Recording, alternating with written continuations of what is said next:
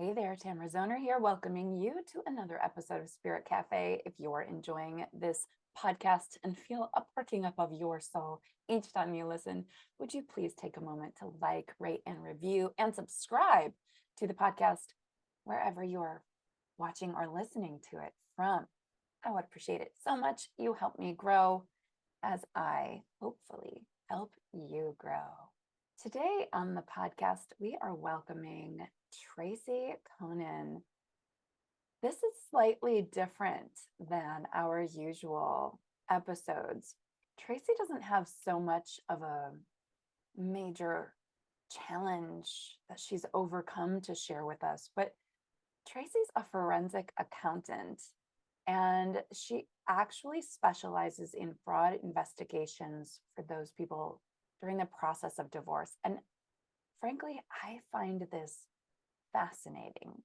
So let me give you a little bio from Tracy. She's been investigating fraud for more than 25 years, but she didn't always want to be a forensic accountant. She had a dream of one day being a prison warden and went to Marquette University in Milwaukee, Wisconsin to get a criminology degree.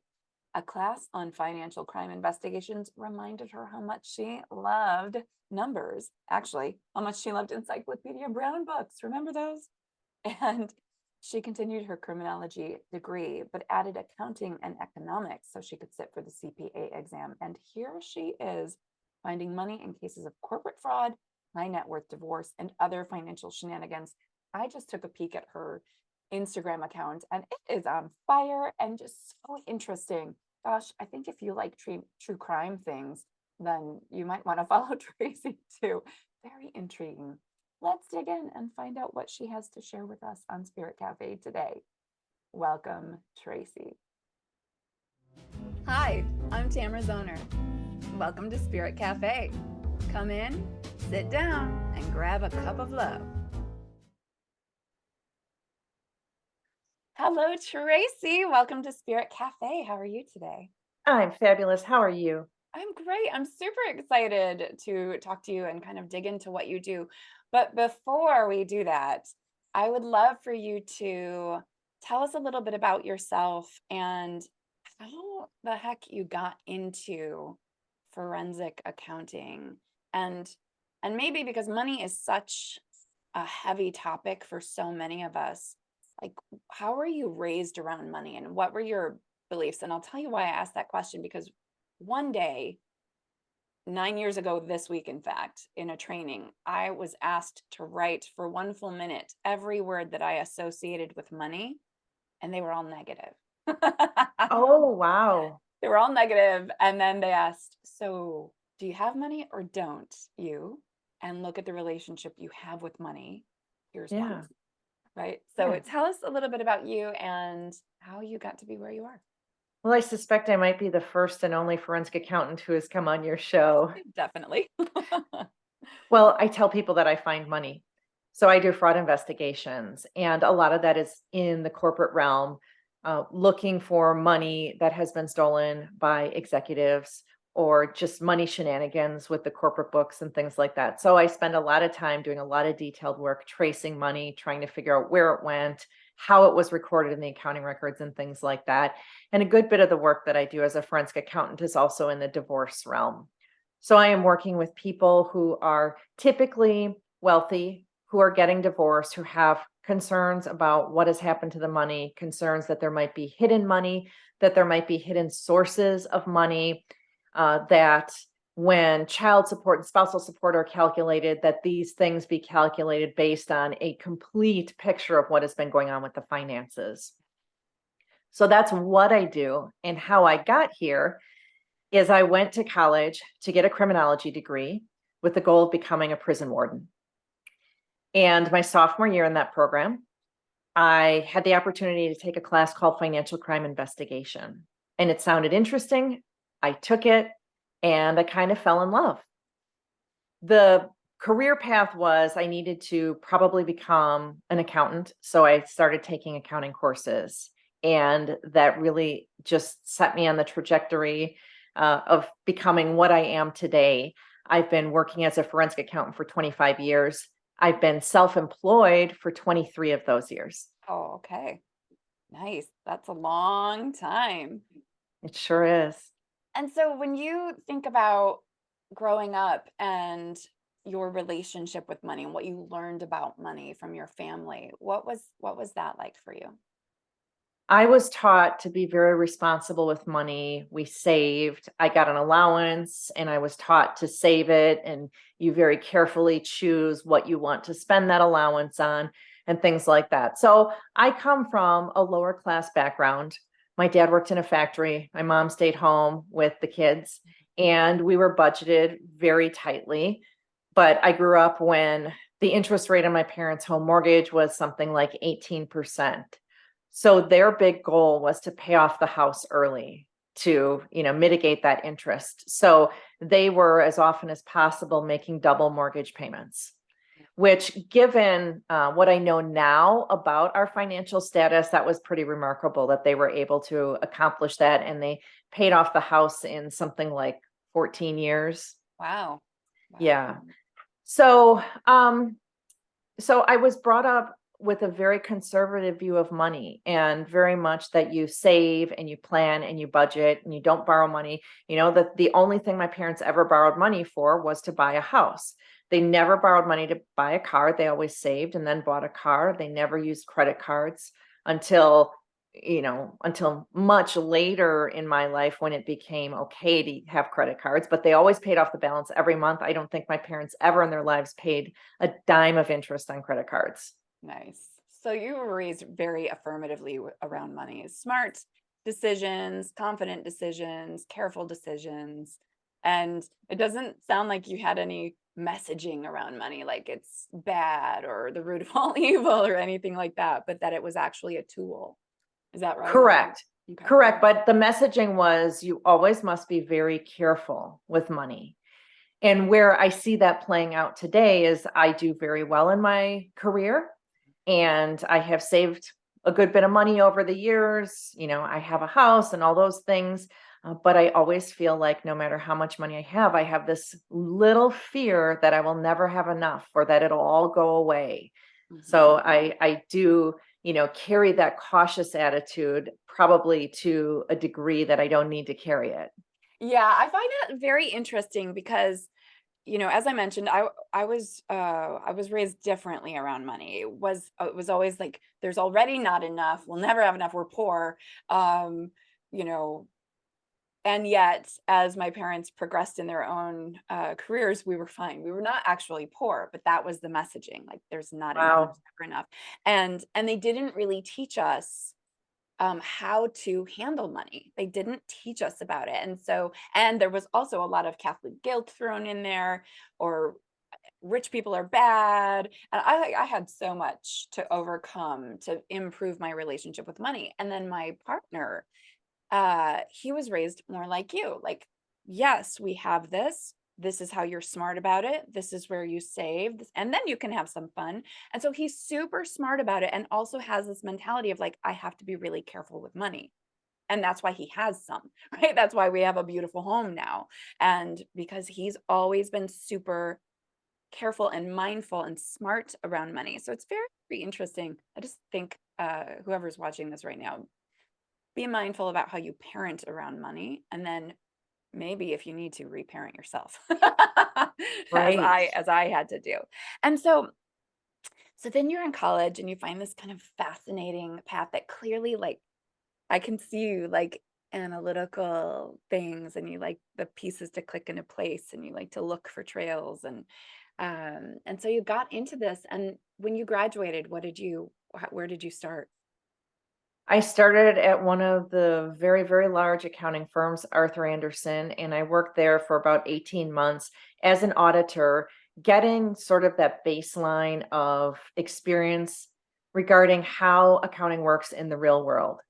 You would go into a client who had their year end closed out, and we would audit their financial statements and really just double check their numbers, make sure they were presenting the numbers in accordance with the accounting rules and things like that.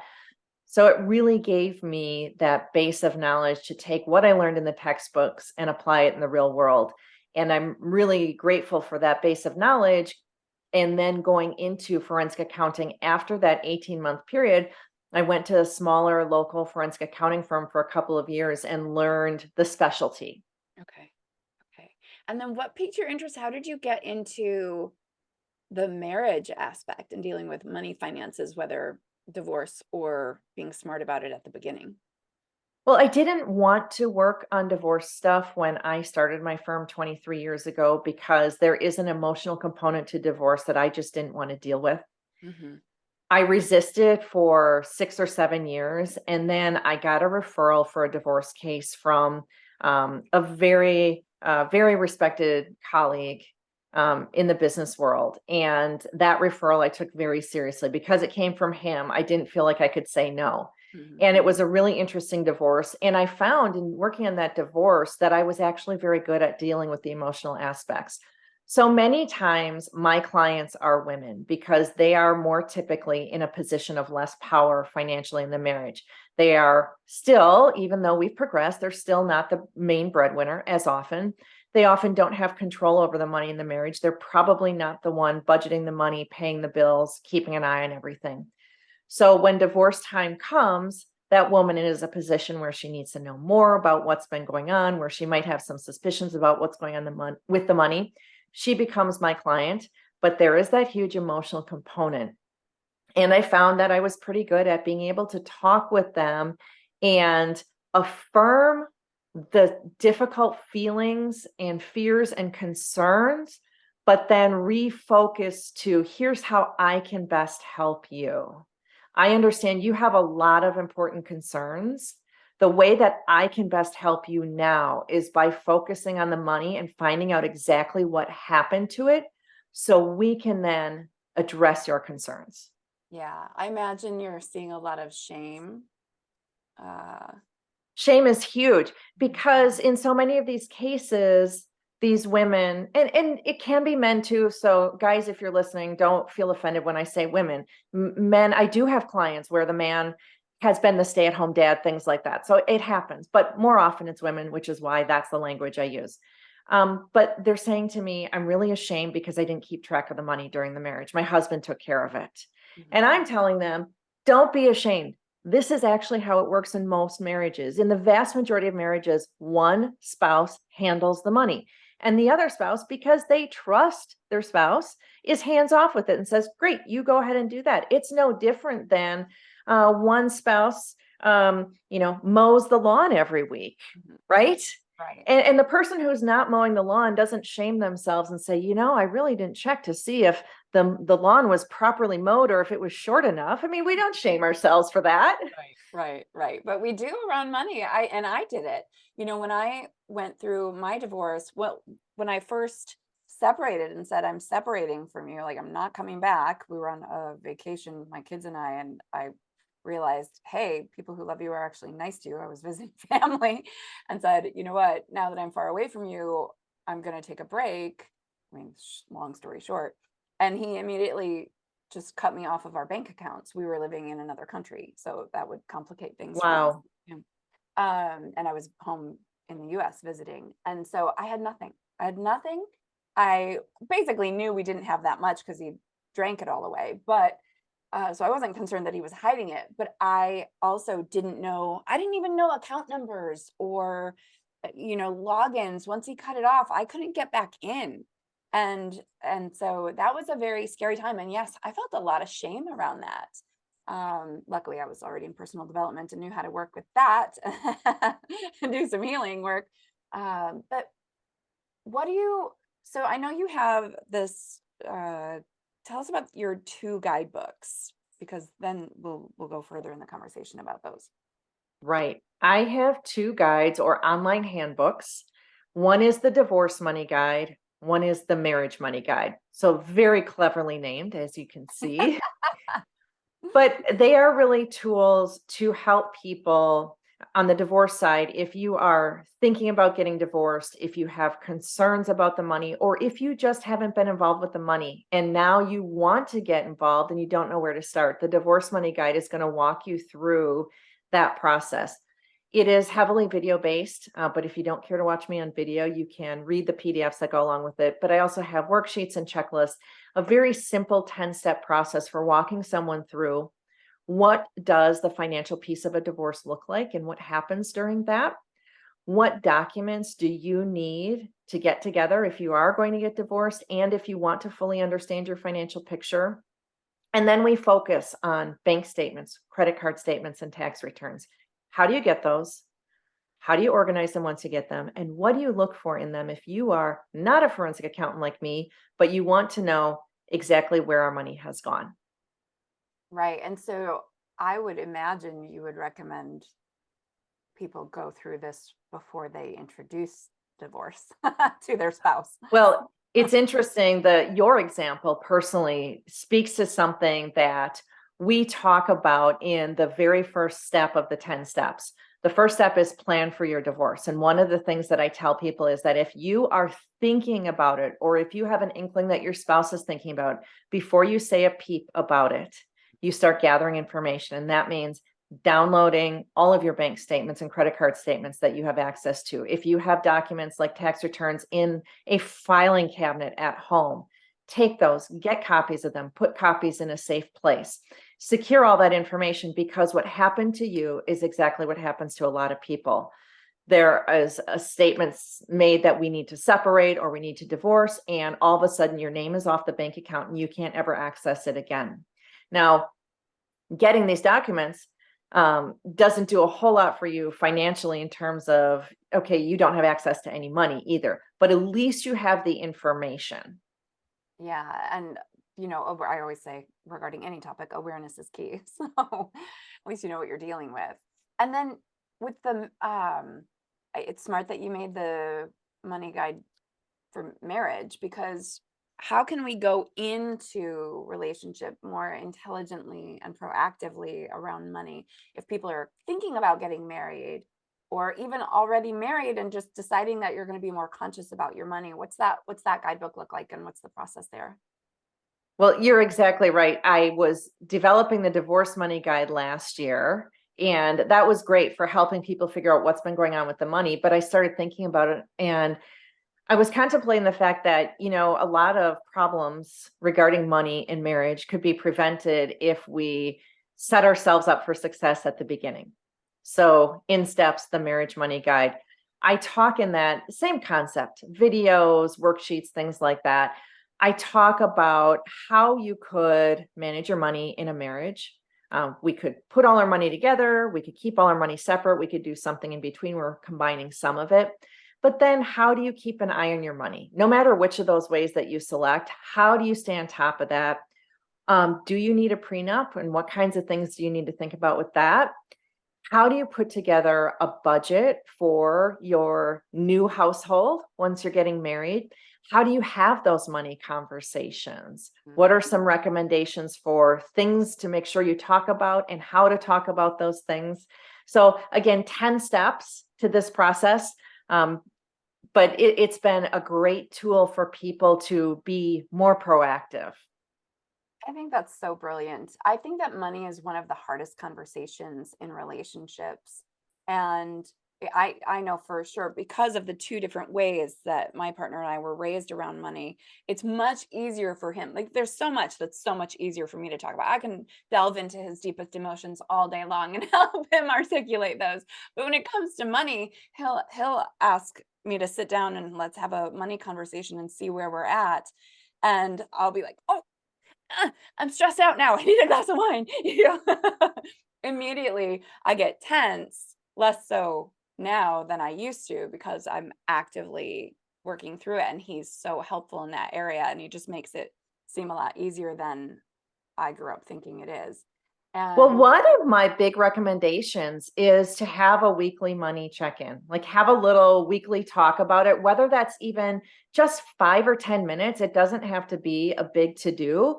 But if you could have a super regular conversation, it starts taking away some of that fear and some of that anxiety, because you guys are naturally on top of your money. If you're talking about it every week, you're on top of your money. So that takes away a lot of uncertainty. And because it's so routine, it's not like it's not like him coming to you once every 3 or 4 months saying, we need to have a big money talk. Oh my God, that sounds really scary. Yeah. But if it's like, hey, do you have 5 minutes tonight to do our weekly check-in? Okay, great. Hey, Yeah, here are the bills that are coming up. Yeah. Here's our progress on what we were saving for. You're saving for a new car. Here's where our progress is. By the way, my bonus for last year should be coming in next week. And so I'm going to add a little bit more to that savings. Mhm. It can be really non-intimidating if you're doing it routinely.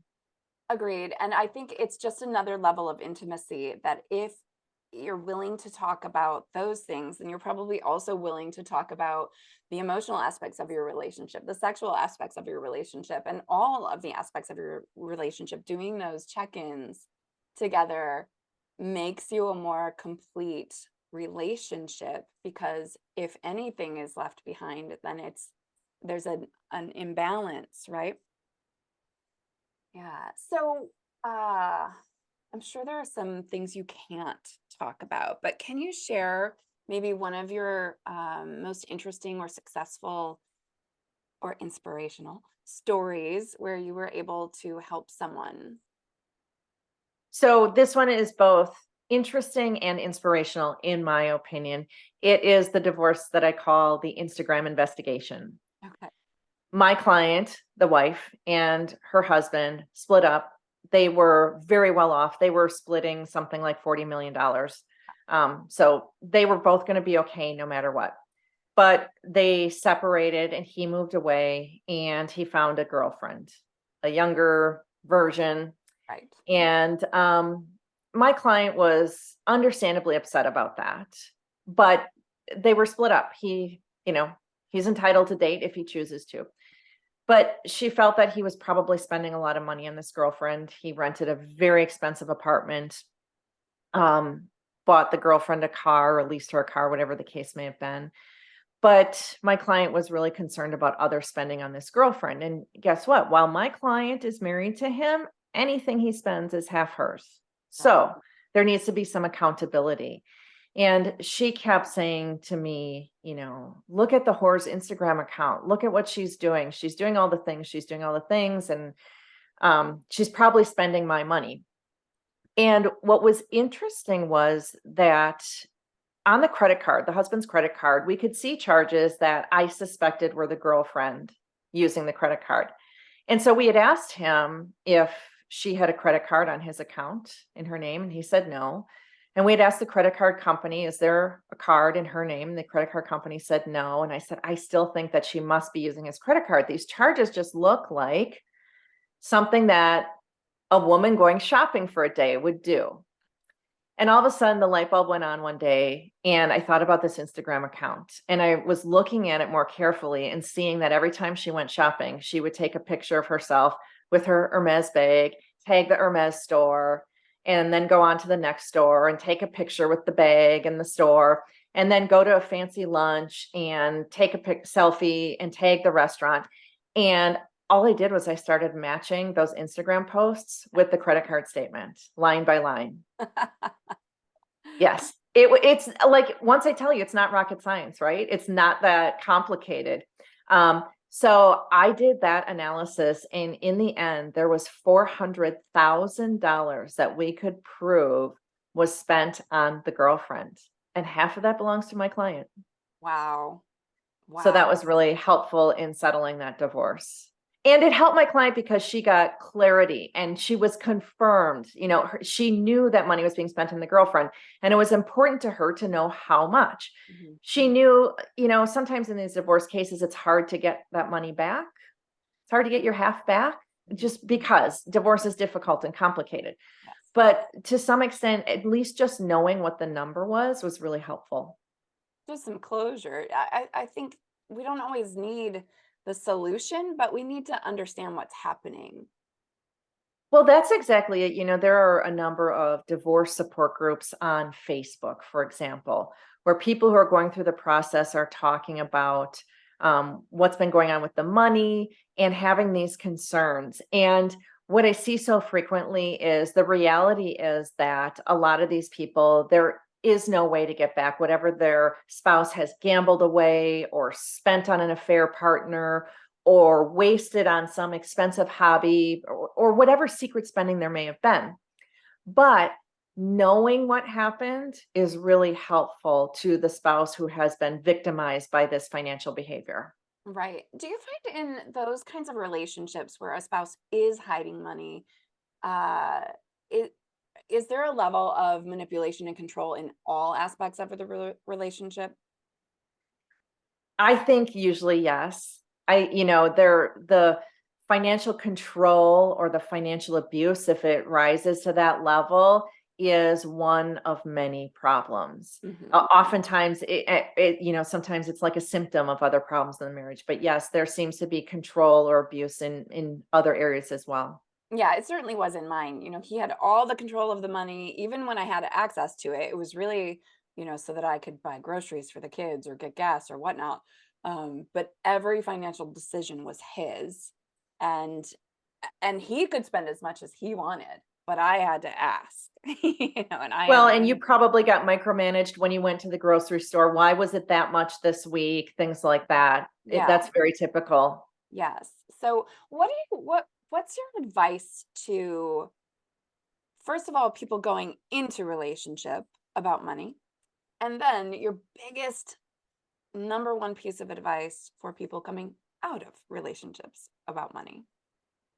Going into the relationship, it's all about communication and talking about it early on and disclosing to each other what you have, what your ideas are. When I talk about putting together a budget or a spending plan as a new couple going into marriage, people are like, budgeting, hate it, don't want to do it. But oh my goodness, the conversations that come out of trying to fill out the budget sheet are so valuable. Simple example. Let's suppose you love going to the nail salon and getting a manicure and pedicure every other week. It is your thing. It's just what you do. But you're going to get married and your future husband has no idea how much that costs. You've got to talk about that ahead of time to set an expectation level. Let's just say that costs $100 every 2 weeks. If you go into that marriage without him knowing that, when he starts seeing those charges coming through, he's gonna be like, what the heck? What the heck are you spending money on? Right. But if we talk about it on the front end, hey, this is something that I really like to do for myself. And you can have the conversation. And here's why I like to do it for myself, either because it makes me feel pretty or because it's just some time to myself without the phone ringing or the kids running around. Whatever your reasoning is, that's a really important conversation that he understands why you like to do it. Number two, you're acknowledging, I know it costs $100 every couple of weeks. And I know that that sounds like a lot of money, right? But then if he is, let's say he's adamant, like, no way, we are not spending that kind of money every 2 weeks.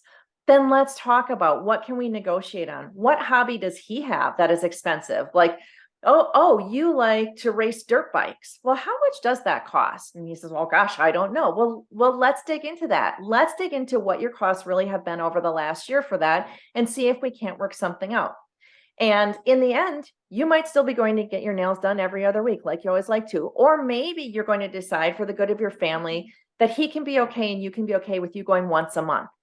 Doesn't matter what you decide, but it is all of that communication and disclosure that's so important. I totally agree. And I think one of the things that makes it difficult for people to have that communication going into a relationship is that a lot of people don't have any clue about their own individual finances. They don't pay attention. They're like, there's, okay, I've got paid today, so now I can spend money. And they don't take a close look at what their behaviors are. And they put blinders on around money, because if you're raised like I am, where money is bad and money is shameful, or in spirituality, a lot of people think, well, no, I'm just supposed to do good work in the world and I'm not supposed to earn money from it. You know, No, you are supposed to earn money. you Trust are. me. You are supposed to But earn money from it. most people, the vast majority of people, I bet you 95% of people, if we ask them, how much do you spend on groceries every month? And how much do you spend on eating out every month? They would get it wildly wrong if we then went and did the math on their statements, on their bank statements and credit card statements. People tend to underestimate how much they spend on those things. You know, I was reading something from a financial coach last week where a client of hers was really proud of herself because she didn't eat out a lot. She would go to the grocery store and cook at home a lot because she was trying to save money, but yet she still wasn't making ends meet with her budget. And when they went through and figured out how much she was spending on groceries, they realized she was completely overspending on those groceries. And when she thought about it, she was realizing, yeah, I'm throwing things away that are spoiling and things like that. And so there was an opportunity there. But the whole point that I'm trying to make is people underestimate what they spend. And when you have to sit down and look at those statements and get real about what you're spending and find out the dollars and cents of it, that is so helpful to your situation. Absolutely. Absolutely. And then what's your biggest piece of advice for people coming out of relationship around money, whether they suspect wrongdoing or not? Knowledge is power. It's about gathering that information. So what I recommend, like I said before, was getting all of those statements and tax returns and securing all that information as soon as possible when you have any sort of inkling that you might be exiting the relationship. But then, some people say, well, I don't know if I'm capable of going through the bank statements and doing the things. And that's okay. I just want you to at least have them. Mhm. And yes, you can get those bank statements in the divorce process later. Your attorney can get them directly from the bank. So don't worry about that if you haven't gotten them. But if you can, gather as much information as you can. And someone like me can show you what to do with it. Yeah. And so how do they find someone like you or you specifically? They can find me at my website, fraudcoach.com. And what they'll find there, really helpful for people who don't know if they should be concerned about what's going on with the money in their marriage. We tend to go to one extreme or the other. Either have some concerns and we see some red flags and we completely talk ourselves out of it and say, oh no, he'd never do that. I trust him. Or we go to the very other extreme where we see a couple of signs and all of a sudden, we are danger, and we're assuming the worst. I have an assessment on the fraudcoach.com website. It's at the very top of the page. There's a link there, 15 quick questions that you can answer about how your finances are managed in your marriage and what kinds of things you have seen going on with the finances. And I will tell you, do you have something to be worried about or not? Nice. I love it. This has been a fascinating conversation. It's such an interesting, very different from what we usually talk about on Spirit Cafe. But I think it's so important that when we are consciously creating our lives, we include money in that conversation. It's Well, it's such a huge part of it. And yeah, it's a huge hot button topic in marriages. It is the cause of a lot of arguments. And so I'm just here shouting from the rooftops, trying to get people to empower themselves over the money and learn more about what's going on with the money in their marriages. I love it. And I think it's such a beautiful thing that you're doing. It doesn't seem like it on the surface if you consider it forensic, blah, blah, but it really matters. And also, your Instagram is hot. I love it. It's just fun. Your reels are super fun, and you're beautiful and fun to look at. Aw. Well, since you mentioned Instagram, people can find me there. My handle is Divorce Money Guide. Cool. Yeah, I recommend it. I just popped on to check you out before we talked, and I was like, I could spend the whole day on your Instagram. It's just fun the way that you present important information. So thanks for that too. And thanks for being here on Spirit Cafe. It's been fun talking to you. Well, thanks for inviting me. It was fun. The time really went fast. So it was It, great. yeah, it did. It flew by. Okay, cool. So thanks everybody. Did you ever think about this kind of thing before this conversation with Tracy Coenen? I mean, we see it in movies and things, and it's interesting and fascinating, and we think it won't happen to us, just like most things. I want to tell you that one of the reasons I said yes to Tracy is because I think, like I mentioned at the end of our conversation, it's so important that as you consciously create your ideal life, you consider all the aspects. And that includes finances and looking at your relationship with money. And we've had a lot of really great money conversations lately with Victoria Rader and our money goddess, Morgana Ray. The conversation needs to be had, you with you and you with the person you're in relationship with.